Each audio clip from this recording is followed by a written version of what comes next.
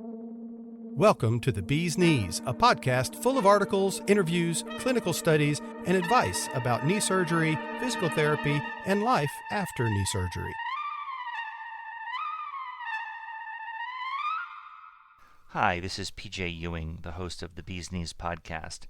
I've decided to take a full episode today to discuss the CPM machine, continuous passive motion. I do this because it oftentimes is a frustrating exercise for me and for many that I know who have to discuss the CPM ad nauseum over and over again because people are still looking to that device as a solution for knee surgery recovery, for bending and for straightening. And it isn't a solution. And I'd like to share the research behind the failure of the CPM and really how it failed to solve knee surgery recovery as it had been intended about 40 plus years ago at this point. First of all, a couple just plain old facts. The CPM, continuous passive motion machine, does not increase a patient's range of motion. It also doesn't do anything for strength. It does not shorten recovery. It doesn't help, and sometimes it can actually hurt a patient's knee if it's not managed very, very carefully. It's a story of early research and technology that failed. If you're interested in the enormous body of research about the CPM, I'll tell you all about it here. It was the great hope of the late 1970s. A surgeon, a doctor named Robert Salter, and John Saringer, an engineer, commercialized this CPM in 1978. The original idea was to stimulate cartilage production in knees, at which the machine succeeded extremely well in rabbits and other test animals, but not for humans. It turns out that human knee cartilage has no blood supply and consequently cannot grow back. Way back then, in the late 1970s, patients began using the CPM machine to increase knee range of motion. Most research studies before 2005 compare the range of motion of patients who use the CPM to patients who had only bed rest. When that comparison was made, it looked as though the CPM had a tremendous effect. But after 2005, the experiments on the CPM evolved. These studies compared people who used the CPM to those who did not use it, but who are also not confined to their beds. The non-CPM control group could move about and work on their knees and exercise. None of these studies showed that the CPM could increase range of motion better than those who simply moved about. These results were remarkably clear. The CPM did not increase knee range of motion. The CPM lost its allure really in about 10 years, in a single decade. Surgeons who took a close look at the research stopped using the device. It did not do what was claimed. Those surgeons who didn't look at the research, though, just continued to go about recommending the CPM for some or all of their patients, and thereby, we see the CPM even today. Moving from a 6-week cast to modern recovery was really one of the definitive moments in knee surgery recovery. It used to be that you were immobilized for a long time.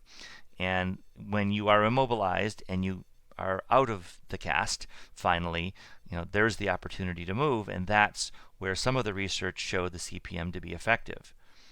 In the early 1970s, most civilian knee surgery patients had their knees in this cast for 6 weeks and were largely confined to bed. This was changed by the military. In the military, they did not cast the knees. They immediately got patients up and moving. At that point in time, the research showed that some movement was superior to no movement.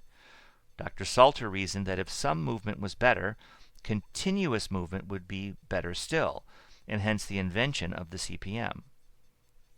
So, what does it do, this CPM machine? Basically, the CPM flexed a patient's leg through a prescribed arc. In order to work properly, the patient was to lay absolutely still for up to 20 hours a day. The purpose behind laying still was to preserve the alignment between the patient and the machine. However, simply moving a patient's head disrupted this alignment, and to make matters worse, the machine itself moved on the surface of the bed. Even bolting the machine down did not solve the alignment problem. Because of the alignment problem, patients' legs only experienced 68% of the prescribed arc. And to boot, the CPM was painful for most. And because of the pain and really the lack of results, patients were not very compliant. They didn't do the amount of hours that they were asked to do. Surgeons who kept abreast of the research, as a rule, do not prescribe the CPM, though some will admit that they offer it if a patient asks for it.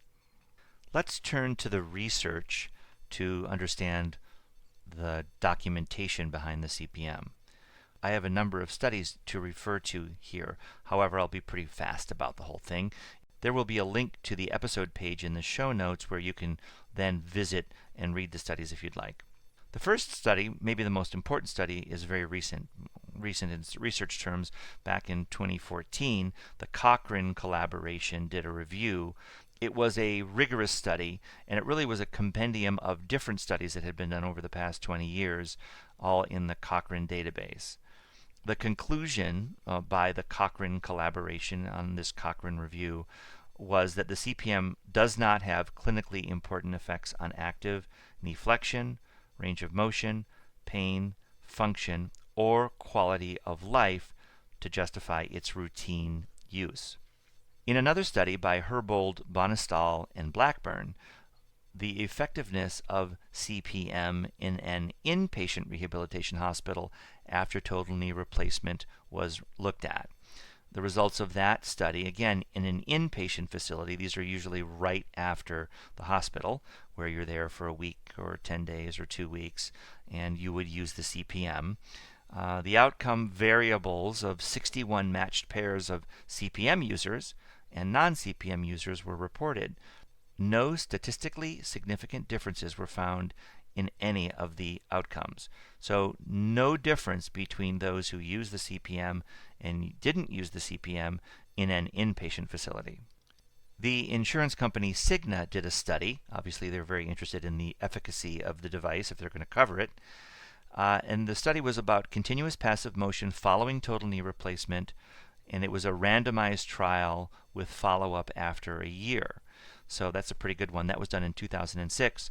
This is the conclusion. No significant difference was observed between groups at all time intervals for each outcome variable, range of motion, or reported pain. So no difference again by Cigna. That was in 2006. In 2013, a nurse named Danielle Tabor did a wonderful study that we'll refer to now. It was an empirical study using range of motion and pain scores for each as determinants for continuous passive motion, outcomes following total knee replacement surgery in an adult population. So the author's note of that study was that given the demonstrated lack of relative benefit to the patient and the cost of the CPM, this study supported discontinuing the routine use of the CPM. A study in 2015 looked at the use of a drop and dangle rehabilitation protocol to increase knee flexion, that's bending, following total knee arthroplasty as a comparison with continuous passive motion. So this was a direct comparison with simply dropping your knee, if you're sitting on a table, dangling that, as compared to the CPM for flexion gains from 2015.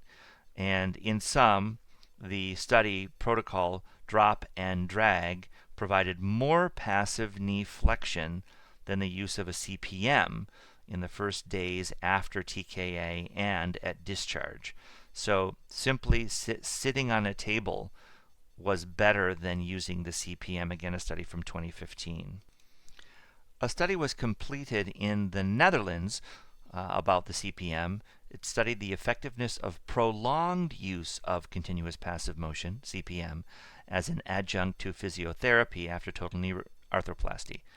Again, this is a study from the Netherlands. The conclusion from the author: routine use of prolonged CPM in patients with limited range of motion at hospital discharge should be reconsidered, since neither long-term effect nor transfer to better functional performance was detected. A Chinese study that was published in the Journal of Orthopedic Surgery in 2002 was a review article about knee flexion after total knee arthroplasty. The summary there included this statement: assessments before the operation at 6 weeks, 23 weeks, 26 weeks, and 52 weeks postoperatively did not show any difference in the average knee flexion capacity among the 3 studied groups. Consequently, the author did not support the use of short-term CPM after total knee replacement. That study was completed by Chu, Ng, Tang, and Yao. A study completed by the Orthopedic Clinics of North America in 2017 was published about enhancing recovery after total knee arthroplasty. In conclusion, although continuous passive motion, CPM, has been thought of as a method to improve range of motion after TKA, it has not been shown to improve range of motion, clinical outcomes, or discharge disposition. The author added, in addition, it results in increased cost and has been associated with more persistent knee swelling. Because of these factors, its use has declined in recent years. Not an endorsement from that study, and that was in 2017, relatively recently. And finally, a study that was completed in 2015 by the Hospital for Special Surgery, HSS, in New York. The study was prospective randomized trial of the efficacy of continuous passive motion post-total knee arthroplasty, experience of the Hospital for Special Surgery, and then the result. Length of hospital stay was significantly less for the group who did not receive CPM.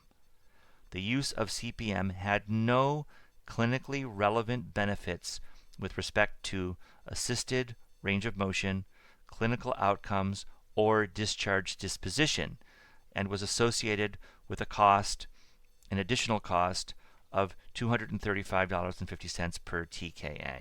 So not only did it not have any impact, it raised the cost of the total knee replacement, and of course a hospital would look at costs very, very closely.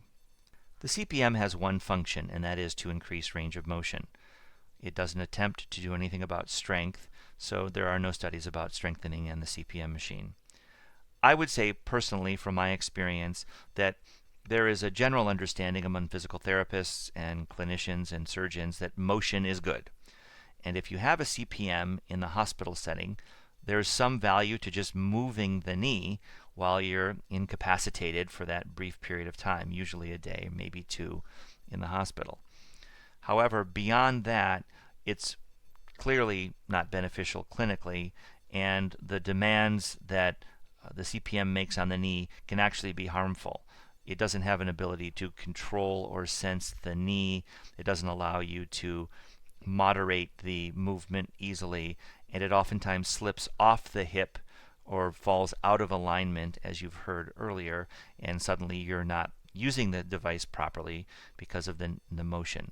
The other thing that a lot of people really do not like about the CPM is that you're immobilized on a bed, so you're not upright. It affects your breathing. It's not comfortable, and it sends you into more of a sedentary state where you could be much more active if you're not using that device. I felt this was important to do this particular episode of The Bee's Knees just because I get questions all the time about this device. It shocks me that it's still out there at all and that it is still covered by some insurance policies. I would encourage you to do your homework before anyone puts you on a CPM in a non-hospital setting. It's really not worth the effort. As one side note, from the perspective of the X10 knee recovery system, I will say that in hundreds of situations where we are delivering an X10 machine to solve a knee replacement recovery 6 weeks, 7 weeks post-surgery, we still find the CPM machines on the front porch, in the garage, in the back room, cast aside with a lot of disgust, as it did not work, required a tremendous amount of time, and in the end left the patient in trouble well after the total knee replacement or other knee surgery. Speaking from experience, the CPM is ineffective and really has no important role in any post-surgery recovery. One more thing I'd like to share with you. I have an interview with a lady named Darlene who used the CPM. She was asked to use the CPM for nearly all the time she could. and she suffered a ripped quadriceps muscle as part of the recovery due to the CPM, believe it or not. She then was able to recover with the X10 knee machine, and she does a quick description of the CPM versus the X10 in this little clip. So here you go. When I was in the hospital, they hooked me up to that thing, and I had to be there 24/7. And it's very, very uncomfortable. And you can't roll over. You can't move. You're there. It's not very comfortable. You know that's called, it's a CPM. CPM, I know it's, yeah. And I had it when my knee was replaced. And when I had the knee replacement, they had it on me 24/7 when I was in the hospital. Came home, I used it a lot until it split. Then he told me to quit using it. So they came out and picked it up. I didn't ever use it again. You're going to have your right knee done. What if they say we're sending you home with the CPM? No, we've already talked. I've already told Dr. Hanlon I want the X10 again. And I think he listens to what you want. It's like, I want the X10 and I want the people I had before. So, I'm so glad you listened to this. I hope this was useful. Again, I'll encourage you to visit the web page that a lot of this information is based on. You'll see that in the episode notes. You can look at the studies yourself and make your own decisions. If this helps some people avoid wasting a tremendous amount of time on this device, I'll be happy and glad that we did this. Thanks for listening, and I'll see you next time. I'm Dr. Justin Trosclair, host of 2-time Podcast Awards nominated A Doctor's Perspective podcast. I interview doctors in and out of my profession about their specialties and the occasional non-doctor special guests. But we also go behind the curtain and see what's working for their marketing, overcoming struggles, practical knowledge, book choices, and relationship advice. Join me on any podcast app on your phone or visit adoctorsperspective.net for the show notes pages and free resources. I want you to have an abundant home life as well as a thriving practice. So come on, take a listen. To learn more, visit x10therapy.com, 1-855-910-5633. Just a reminder, it's a huge help if you subscribe to, rate, and review our podcast. It helps people find us. X10, back to full strength.